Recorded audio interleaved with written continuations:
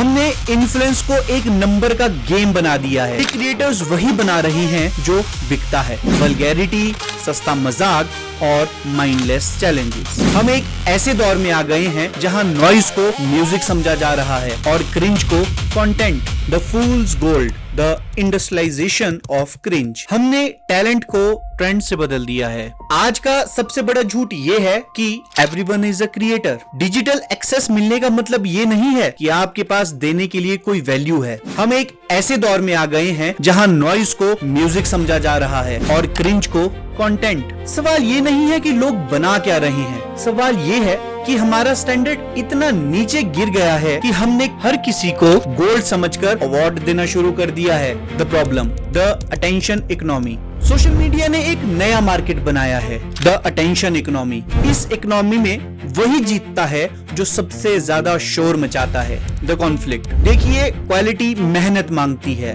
Research मांगती है, वक्त मांगती है, पर एल्गोरिदम्स को फास्ट फूड चाहिए। इसलिए क्रिएटर्स वही बना रहे हैं जो बिकता है, वल्गैरिटी, सस्ता मजाक और माइंडलेस चैलेंजेस। हमने इन्फ्लुएंस को एक नंबर का गेम बना दिया है। हम भूल गए हैं कि असली इन्फ्लुएंस हमेशा इंटीग्रिटी से आती है, चाहे वो एक किसान की मेहनत हो या एक फौजी का अनुशासन। क्या हम एक ऐसी जनरेशन तैयार कर रहे हैं जिसके पास मिलियंस ऑफ फॉलोअर्स तो हैं पर वर्थ जीरो है? The deep analysis, the logical decay. Let's analyse the psychology of participation. जब एक मीडियोकर क्रिएटर को स्टेट लेवल पर एप्रिसिएशन मिलती है, तब वो सिर्फ उस एक इंसान का भला नहीं करती, वो हर उस शख्स का अपमान करती है जो साइलेंट रहकर देश की नींव मजबूत कर रहा है। The evidence.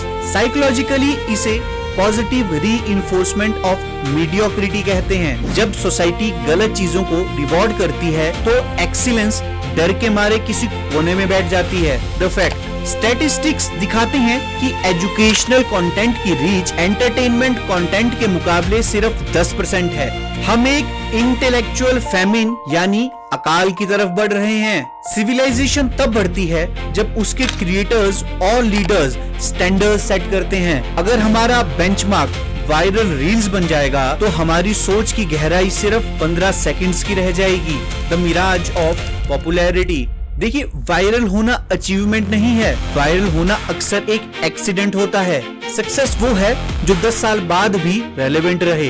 The truth. एक फॉलोअर और एक स्टूडेंट में फर्क होता है। आपके फॉलोअर्स सिर्फ आपको कंज्यूम कर रहे हैं, वो आपसे इंस्पिरेशन नहीं ले रहे हैं। देखिए, रिकॉग्निशन उसे मिलनी चाहिए जो बिल्ड कर रहा है, चाहे वो आर्ट हो, टेक हो, एग्रीकल्चर हो या हमारे देश के लिए किसी भी वे में कंट्रीब्यूट कर रहे हो। रिकॉग्निशन उन्हें नहीं मिलनी चाहिए जो सिर्फ स्क्रीन के सामने तमाशा कर रहे हैं और सस्ते बयान देकर अटेंशन बटोर रहे हैं। जब लोग 50 साल बाद हिमाचल का इतिहास देखेंगे तो क्या हमारी रील्स देखकर वो गर्व करेंगे या हमारी गिरावट पर अफसोस? The solution, the audit of the value. Okay, let's talk about some solutions. And it's my request कि अगर आपकी भी कोई सजेशन है तो कमेंट बॉक्स में लिखें। हमें as society social media consumption habits बदलने होंगे। Stop feeding the monster. उन क्रिएटर्स को अनफॉलो कीजिए जो सोसाइटी में कोई वैल्यू ऐड नहीं कर रहे हैं। आपका लाइक एक वोट है, इसे सस्ती कंट्रोवर्सी पर वेस्ट मत कीजिए। Standardised recognition. स्टेट अवार्ड्स का क्राइटेरिया फॉलोअर काउंट पर नहीं बल्कि कैरेक्टर और कंट्रीब्यूशन होना चाहिए। आस्क, इस क्रिएटर ने हमारे नेशनल वैल्यूज को अपहोल्ड किया या उनका मजाक उड़ाया? इसने क्या किसी को मोटिवेट भी किया या नहीं? The quality filter. क्रिएटर से सवाल पूछो, उन्हें मजबूर करो डेप्थ लाने के लिए। Use your digital power to demand excellence. Actionable mindset. Be a critic not a consumer. Excellence की डिमांड करो तभी एक्सीलेंस मिलेगी। The end of the end. Numbers आपको फेमस बना सकते हैं पर ग्रेट नहीं। ग्रेटनेस आती है डिसिप्लिन से, रिसर्च से और अपनी मिट्टी के प्रति वफादारी से। हमारे प्यारे हिमाचल की पहचान क्रिंज नहीं होनी चाहिए। हिमाचल की पहचान हमेशा वो शिखर होनी चाहिए जो हमेशा ऊपर की तरफ देखता है। देखिए, झुंड तो मक्खियों के पीछे भी होता है लेकिन सम्मान सिर्फ उसे मिलता है जो शहद बनाना जानता है। आप क्या बनाना चाहते हैं? एक 15 सेकंड का तमाशा या एक सदियों पुरानी मिसाल? Choose your standards, elevate.